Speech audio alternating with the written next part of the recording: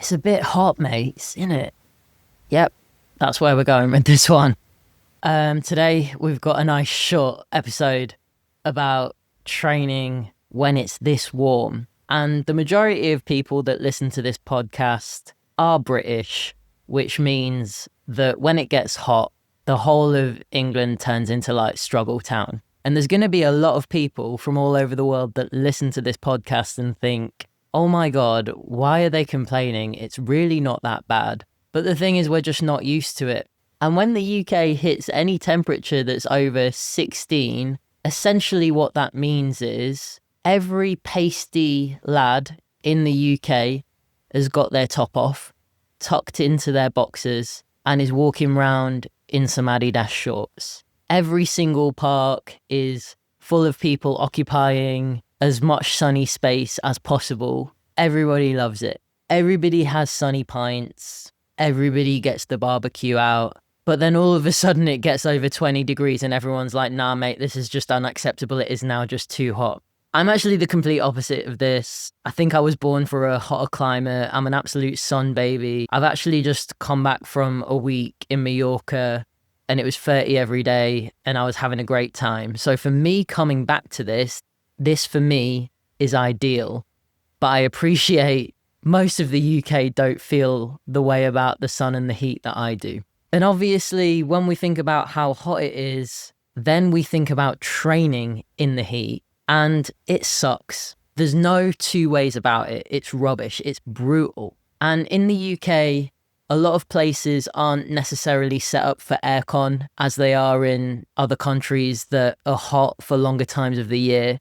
So that definitely does make it harder. I trained while I was on holiday last week and it was always around 30 degrees.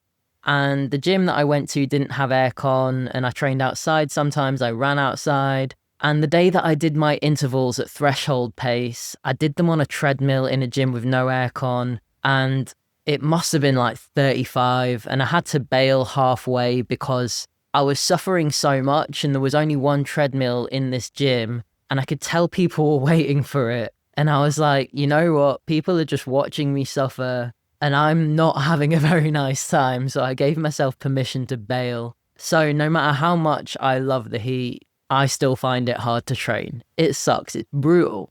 And I've been talking a lot with my team about this week. We've been talking about why we find it hard. And I've been asking everyone like what their go-to tips are.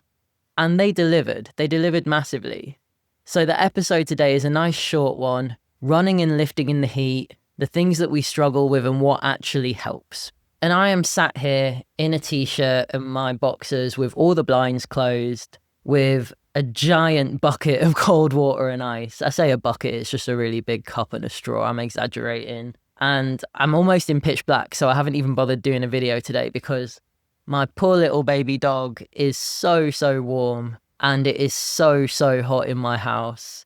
So everybody spare a thought for little Aubrey right now. She's a trooper. I made her some doggy ice lollies and she absolutely loved them. But sadly, I've only got one mold, so I can only make like one at a time for her. But I digress. The main issues a lot of us have with training is if we do any sort of training outdoors, the main issues that factor in training when it's this warm is if we're training in a gym that doesn't have any aircon, if we're in a box gym, like a local indie gym, a small gym, and for the most part, a lot of commercial gyms just don't have decent aircon at all. And the more bodies that they're in there generating heat, it gets really hard. It turns into a bit of a nasty, what's the word I'm looking for? Claustrophobic sweatbox, I reckon. And if you do train in like a box gym, where they might have a big like industrial door that they can open and they might have some fans, that's great. But then if you're in a 20-pound commercial gym and the aircon doesn't work and all of the windows are glass and all of the lights are huge, it's pain world. And then if we get into running, most of us will choose to run outside. And as we are now, the days are getting hot fast. So you either have to run early or you have to run late, which means getting up earlier, or it means staying out later and then contending with running late in the evening, which for some people maybe isn't an option depending on where they live. And then we think about our performance. Because our body temperature is so much higher than it normally is all of the time when we're training, it then means that our heart rate is higher, our fatigue is then higher, and all of that stuff just makes it so much harder to train, so we don't perform as well. And it can be really easy to then kind of beat yourself up if you're not necessarily hitting the same numbers in the gym, or you're not necessarily able to hold the same pace you normally would on a run. So we really do have to factor in the environmental changes that are out of our control. The next struggle is sleep. Sleep gets harder because it's just so bloody warm. And again, houses in the UK don't have aircon unless you're like well fancy and rich. We don't have aircon. If you're really lucky, you might have an aircon unit. If you're normal, you'll probably have some sort of fan. If you've lucked out and bought one when it's cheap and haven't bought one this week when all the prices have been jacked up. So when it's harder to sleep, it's harder to recover, and training is already harder because it's still so hot. You see what I'm getting at here? And then we think about what the summer usually holds for a lot of us. Holidays, festivals, pride, lots more social plans. The evenings are lighter, lots more stuff goes on outdoors, and the possibility for socializing almost doubles in a sense. And that also means it's kind of harder to stick to a training schedule as well, because you're then wanting to do all the stuff, spend time outside, see your mates more, do more stuff. But it does then mean that training feels a little bit harder to get in because we're just doing more stuff. So that's 5 things that make our training at this time of year when it's this warm so much harder. Now, when I talk to the people on my Superhuman program, and when I talk to my one-to-one team and my Fast and Ferocious group program, we had a lot of chat about sweat and clothing. So let's get into sweat first. I am a sweaty person. I'm a sweaty boy. And that is regardless of how hot it is. And when we sweat, it becomes uncomfortable. It gets in our eyes, it gets on your glasses, it gets down your neck. If you wear contacts, it makes them irritating. Your hair sticks to you if you have it. You feel a lot more gross and sweaty than you normally do. And often you're gross and sweaty before you've even started your workout. So sweat definitely came up as a big factor to contend with. And for those of us that take testosterone and are potentially early days, we will then experience being more sweaty because we're in that testosterone second puberty. So I may be the sweatiest human alive right now. Then when we get into clothing, the less clothing that you wear, the less pockets you have. But then you need more stuff because you might want sun cream, sunglasses, actually to take more water with you. And then you're wearing less stuff, so you don't even have room for your normal stuff like your phone, your headphones. And I guess this is maybe specifically related to running. You want to wear as little as possible, but you have to take more things with you. And the most important one of those things being water. And when we think about wearing less clothes to keep ourselves nice and cool, we then think about what comes with that, which are quite a lot of confidence struggles, which can be confidence struggles, wearing shorts or just training in a sports bra or topless. And a lot of the people that I work with and myself will sometimes struggle with confidence in the gym anyway. And adding another layer to that, if you want to wear less clothes, but then maybe feel like the self-consciousness that comes with that isn't worth it, or you might be judged for showing a bit more skin, it's just adding another layer of things to potentially be apprehensive about. And then finally, on the clothing front, for all of my people that wear binders, do we bind in summer or not? I used to, but never in the gym and never for running. But being post-op surgery, I haven't actually worn a binder for years. And I did some research for a client this morning, and I've seen that there are more options when it comes to binding for sports. And I'm not endorsing this or sponsored or affiliated with this product at all, but the company Untag have an athletic binder that you can also swim in. And it's a short binder, it's breathable. So if you are a person that does need to bind when you train for dysphoria purposes, for passing purposes, for safety, it seems like there might be an option for that now. But again, please tread carefully with that, order a size up. And if you can afford not to bind when it's this hot, I definitely wouldn't recommend it, especially not for running. I would always go for that high compression sports bra where you can, as opposed to something that's going to compress your chest more. That's why that Untag athletic binder could be a bit of a game changer for a lot of people that might struggle with not being able to bind but still want to. So those are our struggles. No aircon, it gets hot fast outside, body temperature, heart rate, fatigue all elevated, summer social plans and holidays, sleep is harder, we sweat more, we want to wear less but we're sometimes apprehensive or self-conscious. All of these are very valid barriers to training in summer. So let's now talk about strategies that are going to actually help. So first, and probably most important, let's talk about hydration and keeping yourself as cool as possible. It is an absolute non-negotiable to carry water with you. Even if you're doing a short run in this heat, get yourself a soft flask, even if it's just 500 milliliters, put it in a shorts pocket, or even just carry it as you run. If you're a person that's doing long runs at the moment because you're training for a longer race or a longer distance, then carry as much water as you feel comfortable doing. And if you can't carry loads, potentially plan in places that you can get water if you need it. When we take water, a really good shout is to just make sure you put ice in your bottle to keep it cold. If you've got like an insulated flask, obviously that's going to keep the water cold. If you add ice in that, even better. A couple of my clients recommended cold showers after workouts or blasting the AC in the car on the way to and from your session. Big fan of the cold showers. I tend to get in when it's like lukewarm to cold, and then I slowly roll it back to cold, and it's the best. One of my favorite suggestions for cooling yourself down after a workout or a run was like an ice lolly. Absolute elite recovery snack. Nothing is better than finishing a workout and having a nice lolly in the sun. One really good suggestion from a member of my team, Vicky, was to dry your hair with a hairdryer after the shower as soon as you can on the cold setting, so you avoid the post-shower re-sweat. That's a really hard sentence to say, because it's the worst, isn't it, when you've done a session, you've sweated so much, you've gone and got a nice cold shower, you've washed your hair, then you've got out of the shower and you're immediately just hot and sweaty again. Then also, something that you can do preemptively is just have a constant supply of ice lollies and ice cubes in your freezer if you've got room. Have a big bottle of water in the fridge that you constantly top up. It's so much better when you have access to something cold.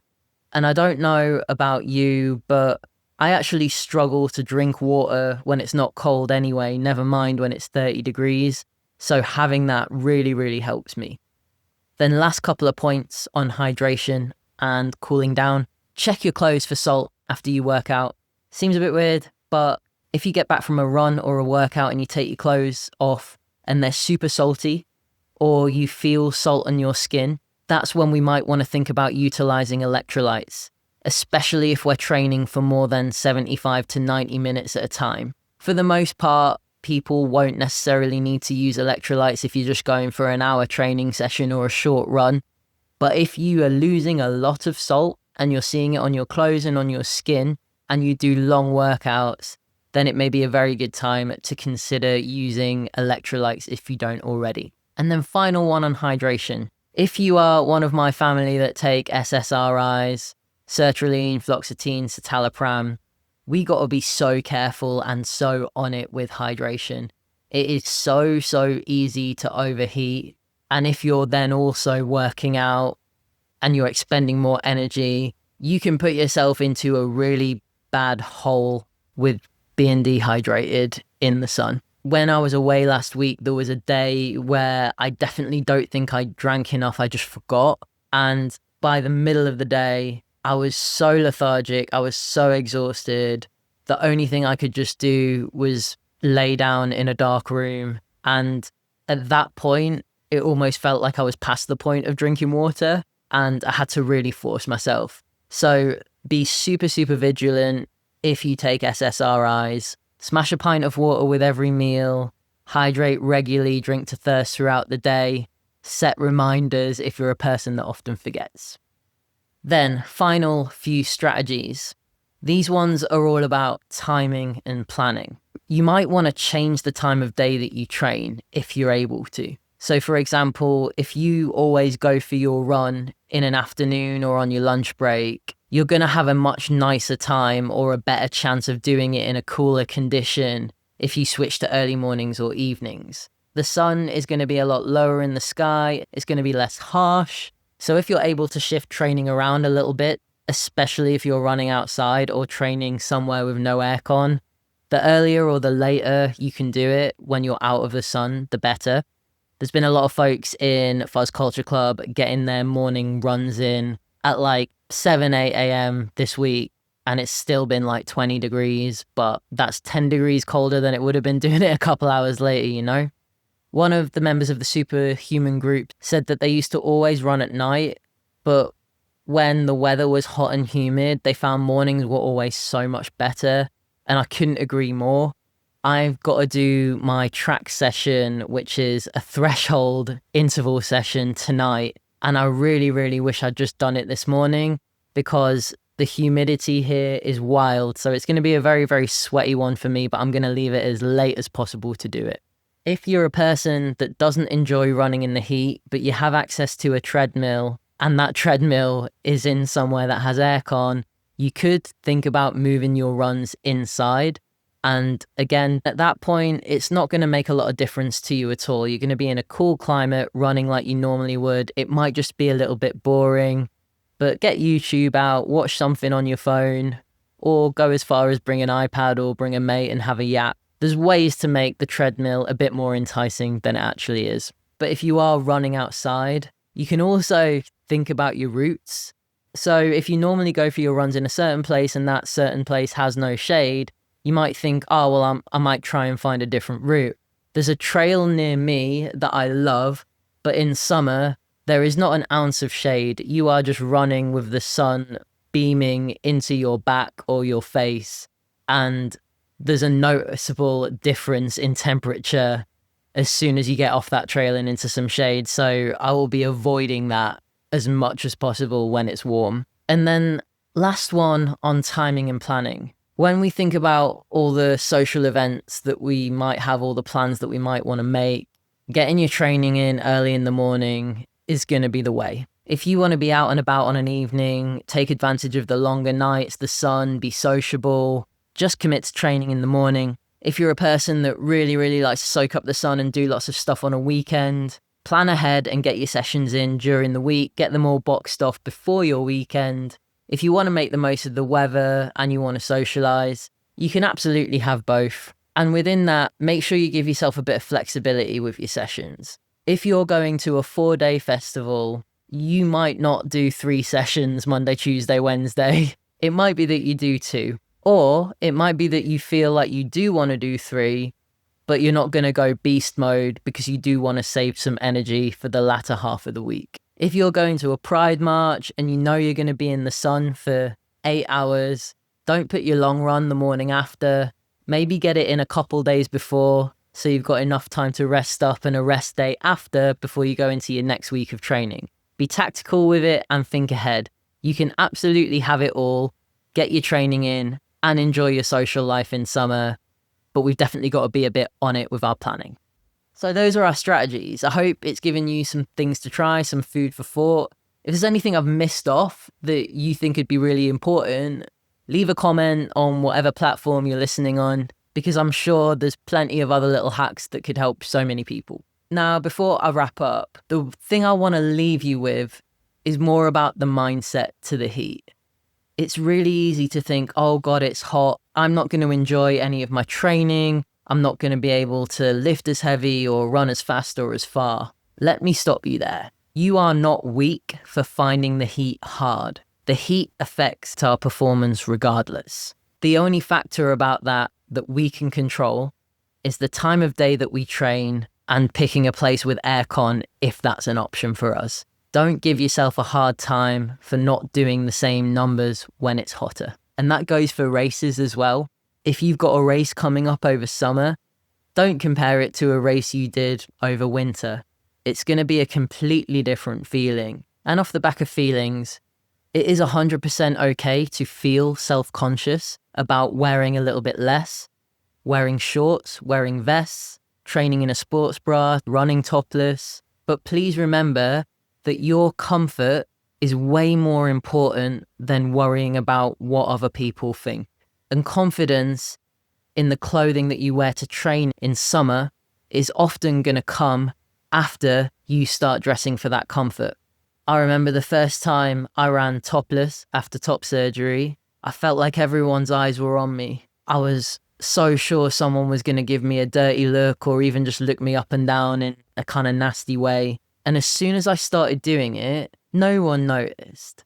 No one bat an eyelid. And now I kind of don't think anything of it. And last week, I trained in a commercial gym in Magaluf, topless, and again, no one bat an eyelid. And doing that in Magaluf of all places, you might have thought someone would have said something, but honestly, no one gave a shit.